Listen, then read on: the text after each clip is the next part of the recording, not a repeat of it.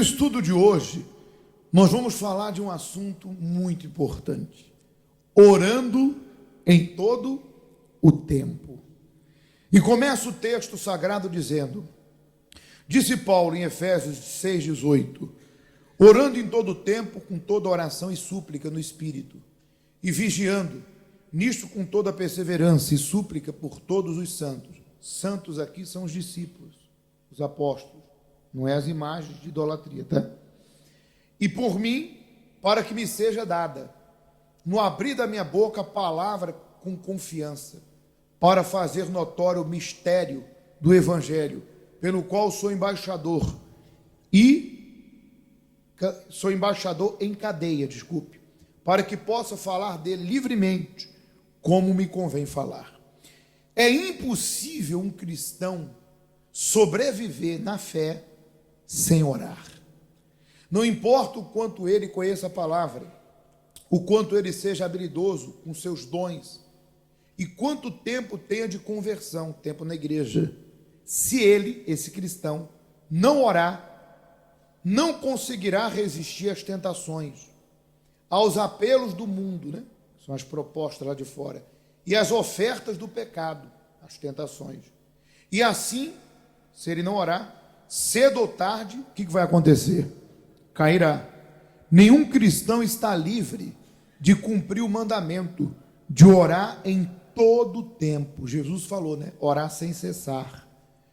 Pois é vivendo em espírito que protegemos nossa mente de pensar em quê?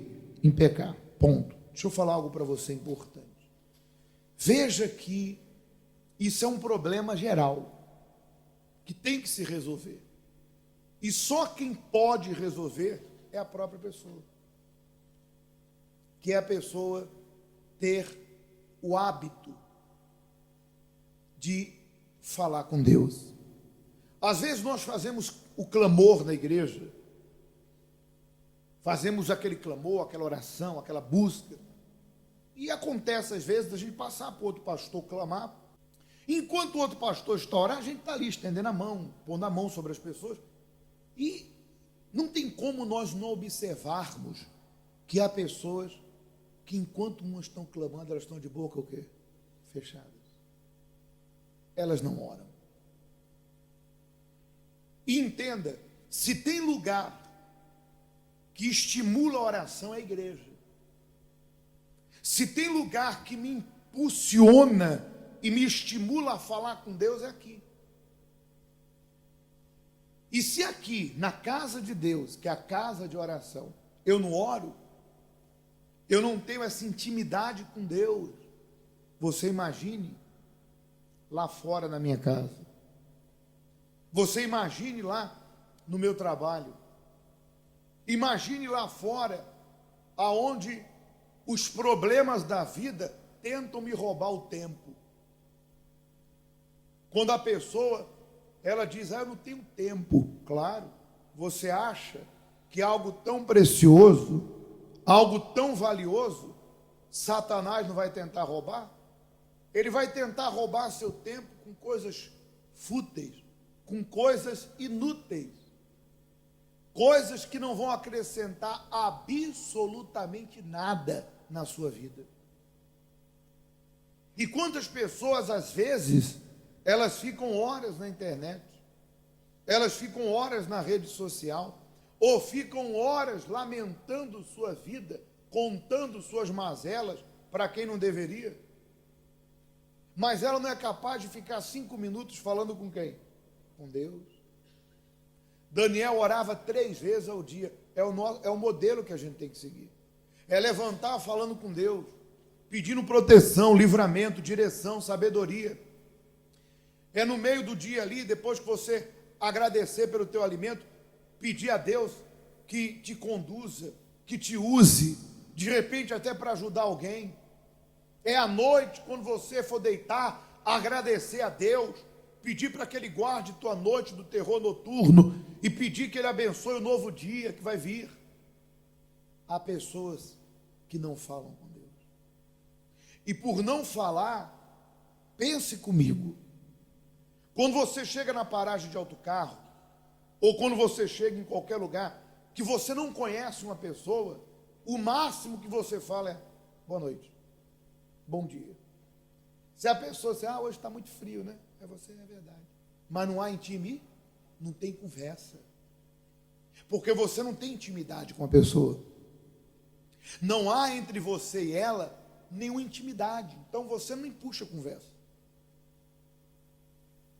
Assim é muitas pessoas que estão dentro da igreja. Elas não têm intimidade com quem? Deus, para elas, é um estranho. E por que elas estão na igreja? Já lhe falo por quê. Existem pessoas que a vinda delas à igreja é porque elas se sentem bem. Outras, porque elas gostam da fé do pastor e também do pastor. Por isso que tem pessoas que elas não nasceram da palavra, não nasceram da fé, nasceram da fé do homem, nasceram do ambiente. Elas gostam de estar na igreja, porque tem oração, tem isso, tem aquilo, mas elas não oram. Elas gostam de vir à igreja porque o pastor prega, o pastor ensina, o pastor orienta, mas elas não oram. E às vezes elas, por nascerem da fé do homem, ou nascerem do ambiente, quando troca de pastor, ela gostava tanto do pastor, até que fiquei um pouco triste. Por quê?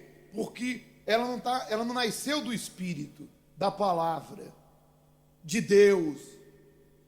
Porque entenda, o fato de você simpatizar com uma pessoa, isso é normal. Mas quem é nascido de Deus, da palavra, vai pastor, vem pastor, ela permanece sua comunhão com quem? Sua intimidade com Deus é a mesma. Ela permanece orando, permanece buscando, permanece com a fé dela. Ela até ora pelo pastor, Deus abençoe, tão querido pastor, que aonde ele vá, o Senhor use ele. Mas a comunhão, a intimidade dela com Deus continua, porque ela nasceu da água, numa entrega sincera, e do Espírito, da palavra. Então ela permanece, e quanto mais ela permanece, mais forte ela fica. Vamos continuar. É também por meio da oração que há intrepidez na pregação do Evangelho e frutos verdadeiros de conversão. Contudo, ser constante na oração não é uma tarefa fácil, tão fácil, pois normalmente as pessoas são vencidas pelo cansaço, pela preguiça, embora saibam que a oração é uma arma de efeito poderoso, tanto para manter comunhão com Deus, quanto para combater quem? O diabo. Muitos não oram devidamente. Pastor, estou triste, ore. Estou doente, ore. Estou em dúvida, ore. O problema da pessoa que não ora é que ela vai acumulando dentro dela toda a sua angústia, toda a sua tristeza, todos os seus fracassos. Ela vai acumulando.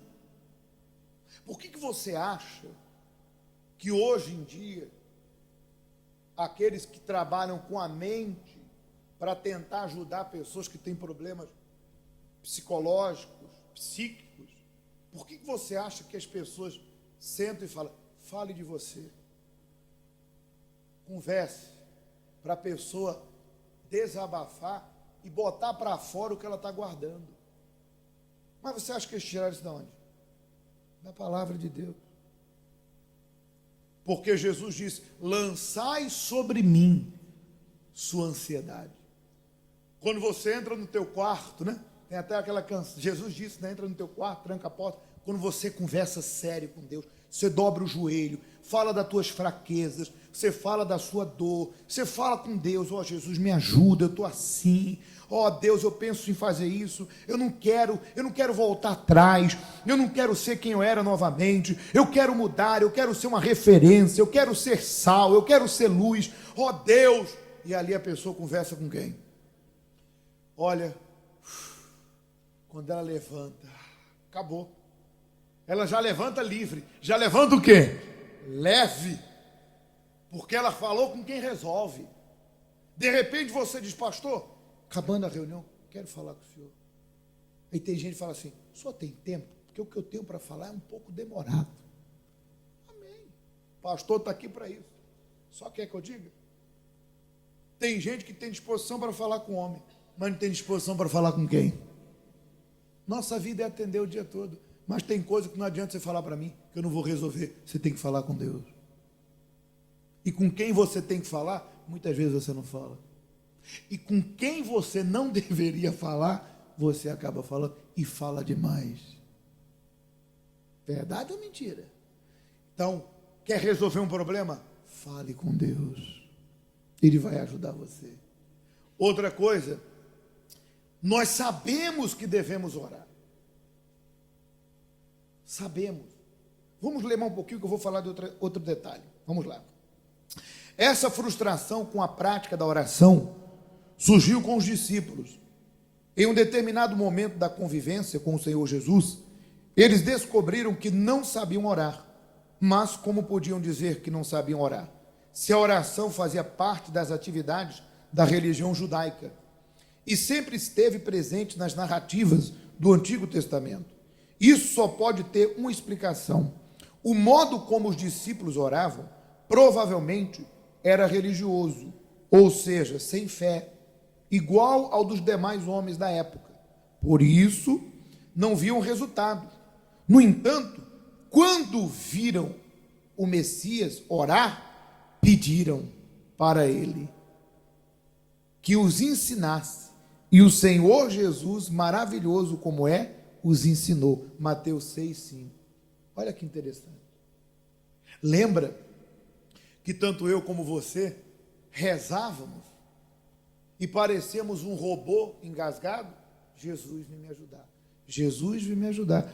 Jesus vem me ajudar. Jesus vem me ajudar. Não havia vida na oração, não havia fé. A gente ficava ali, repetindo a mesma. E ainda que nós venhamos orar o Pai Nosso, que é um molde da oração dada pelo Senhor, cada parte do Pai Nosso tem um significado. Eu posso realizar o Pai Nosso como molde de oração, mas aquelas palavras de Jesus têm que ser refletidas na minha oração diária. O pão nosso de cada dia, perdoa como tenho perdoado. Se meditarmos, aquele molde nos mostra como devemos falar com Deus. Que nós temos que ser sinceros, vomitarmos o que está dentro de nós, falarmos. Então, quando éramos religiosos, nossa oração não tinha o quê? Vida. Não havia vida na nossa oração. Hoje, que você descobriu a fé que muda, a fé que transforma, a fé no Deus que tudo pode, quando tu vai a Deus, tu vai com intrepidez. Ó Deus, em nome de Jesus, tem que usar o nome de Jesus, porque Jesus disse, se pedirdes algo em meu, o Pai vos dará. Ó Deus, em nome de Jesus, eu me coloco diante de ti, meu Deus, porque não há ninguém nesse mundo que possa me ajudar. O Senhor é o Deus que tudo pode, Senhor do céu e da terra. E aí você desenvolve tua oração de acordo com a tua necessidade. É muito forte. O poder da oração é algo muito forte. Agora um detalhe. Existem pessoas que o pecado dela hoje não é prostituir, adulterar, embora alguns ainda vivam nisso. Não é mentir, roubar, embora alguns ainda vivam. Não é xingar, nem fofocar, embora alguns ainda vivam. Mas existem pessoas que o pecado dela hoje se chama negligência. A negligência é um pecado. Porque eu e você, quando estávamos na mão do inferno, a gente pecava porque não conhecíamos a palavra. Hoje, Deus a cada dia fala com você, está falando agora, de algo que eu e você sabemos, e muitas vezes não fazemos. Qual é o pecado da negligência? Antes eu não sabia, eu não conhecia, e eu pecava por não conhecer, e não fazia porque não sabia. Hoje eu sei, hoje eu conheço, e o pecado de hoje qual é? Eu negligencio. Eu sei que eu tenho que ler a Bíblia. Eu sei, mas não leio. Eu sei que eu tenho que orar, mas não oro. Eu sei que eu tenho que me desviar daquela má companhia. mas eu não me desvio. Ah, eu sei que eu tenho que abandonar certas coisas, mas não. Ah, eu sei que eu tenho que buscar mais em oração, mas não busco. O que adianta saber e não fazer? Então, nós sabemos que temos que orar. E muitas vezes não oramos como convém. Por isso, mude isso hoje. Só depende de cada um de nós a intimidade na oração. Muito bem, para concluir, a oração é para a nossa alma como oxigênio e para o nosso corpo, ou seja, fundamental. Ela é parte do nosso relacionamento com Deus, o meio pelo qual nos comunicamos com Ele. Portanto, ou oramos ou nos mantemos vivos espiritualmente, ou deixamos de orar e morremos, pois é impossível nos mantermos vivos na fé sem o quê? Está aí. Quem ora é forte. Lembra que Jesus falou assim para os discípulos? Vocês não estão orando, vocês estão... Jesus estava orando.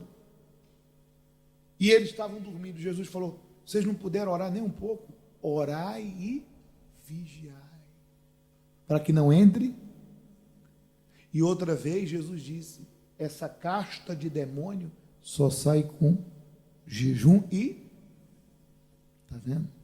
Está vendo que tem problema que já era para estar resolvido há muito tempo? Como é que eu faço para desenvolver minha oração? Os salmos são orações. Leia o salmo. Tem salmo que é louvor, mas a grande maioria dos salmos são orações, dos mais diversos momentos da vida de Davi. Oração de aflição, oração de perdão, oração de força, de confiança, de proteção, oração de arrependimento. Tu vai aprender a ser mais forte. Concluindo, triste é ver que algumas pessoas triste é ver algumas pessoas acreditarem que não tem uma vida de oração porque não tem tempo de orar. Entretanto, para comer, dormir e se vestir, rapidamente encontram tempo. Verdade ou mentira? Deus está falando agora com você. Para satisfazer sua vida terrena, empenham todo o esforço, mas para preservar a vida eterna, não estão nem aí. Há ainda aqueles que usam a própria obra de Deus para justificar a falta de tempo para orar. Que auto-engano é esse? O Senhor Jesus fez muito mais do que todos nós e tinha uma vida ativa de comunhão com Deus em oração. A verdade é que ninguém deixa de orar porque não tem tempo, mas porque não quer orar. Não tem prazer de estar na companhia do Senhor. Se fosse um prazer manter intimidade com Ele, se esforçaria. Afinal, sempre arrumamos tempo para aquilo que gostamos ou que é prioridade para nós. Está vendo? Olha, hoje você vai determinar agora que você vai orar. Pastor, já tem orado. Você vai orar mais. Não tem orado como convém. Tu vai orar como convém. E aí tu vai vencer tuas fraquezas, teus medos, tentações, pensamentos e desejos. Tu vai ser forte.